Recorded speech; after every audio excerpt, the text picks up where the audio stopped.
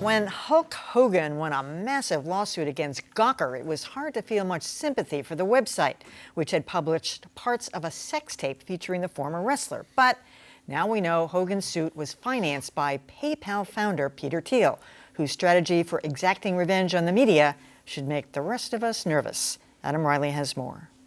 It was a twist that no one saw coming. When Hulk Hogan won a $140 million settlement against Gawker Media this year, he got secret help from PayPal co-founder Peter Thiel. Peter Thiel says that he has been bankrolling Hulk Hogan's lawsuit against Gawker Media. Hogan was incensed that Gawker published parts of a sex tape filmed without his knowledge. And Thiel had a Gawker grudge, too. He says Gawker's Valleywag blog outed him in 2007 in a piece calling Thiel totally gay.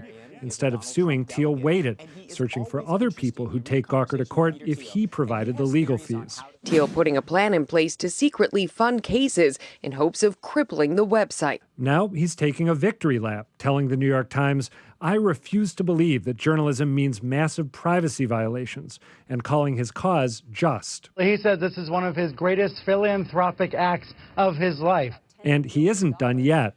Thiel says he's funding additional lawsuits against Gawker, whose CEO, Nick Denton, seems shell-shocked. We had some suspicions, but it seemed crazy. Like the idea that there would be somebody behind this, that there would be some long-standing plan. Granted, Gawker doesn't engender much sympathy, but even if you're not a fan of their journalism, Thiel's strategy should give you pause. After all, it could be used by any super-rich individual who feels victimized by the press.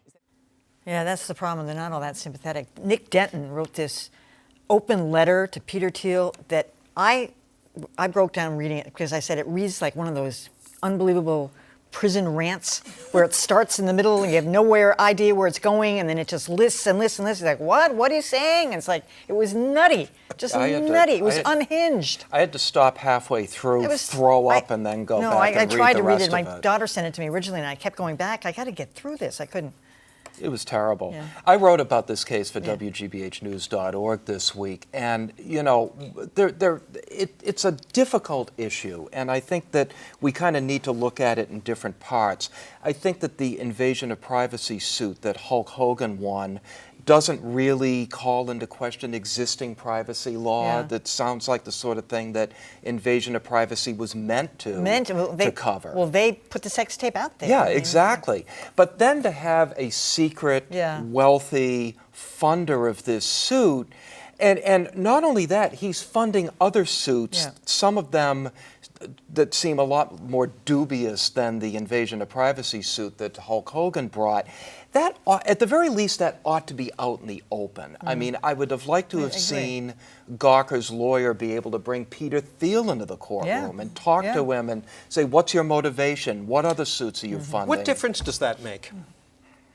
What his motivation is, or really where the money's coming from? It would make a difference for the jury. I'm all for, well, how is that relevant, though? I don't get that. I mean, this may seem like an egregious comparison, but I don't believe at the time that people knew that Rosa Parks was the wife of a local attorney who was doing a lot of work for the local NAACP. And she was specifically chosen to challenge the Birmingham segregated bus rules for the reason that she was a sympathetic victim. And then they took it into court. So the notion that there are larger forces behind a lawsuit is nothing new. And in this case, you know, I would say to Gawker's defenders, if you can't do the time, don't do the crime. They deserve everything they got in this case. They are, and first of all, this is not a threat to journalism. They are not journalists.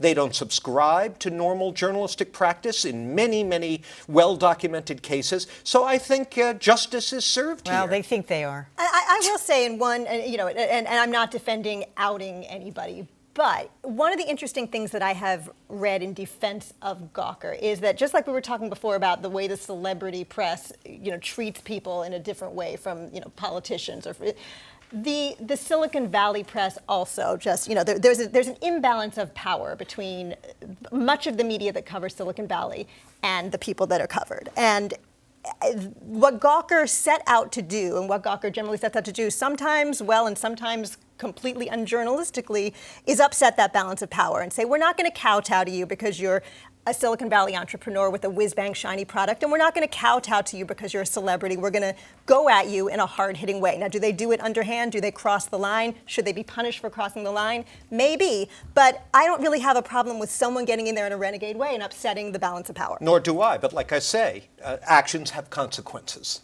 I would just have one moment in Black history and say she chose herself, Rosa Parks. She was secretary of the NAACP. Thank you for the correction. Just to make everybody good on that.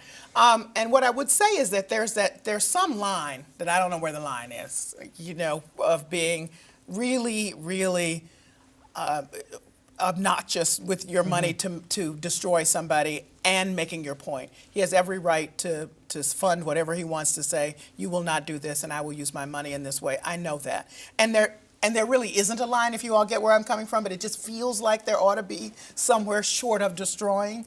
But I don't know what to say about that. They have done bad work. They are not journalists. But here's my fear, is that this method of doing this will move over to journalistic enterprises, because somebody will say, I didn't like what you said. Or Donald Trump takes his whatever millions and says, I don't like you, Mr. Non-Beauty, or I don't like you, whatever, so I'm going to fund lawsuits against you. But there are laws against nuisance suits. Yeah. And there are protections that the press does enjoy. Perhaps not enough, but they are out there.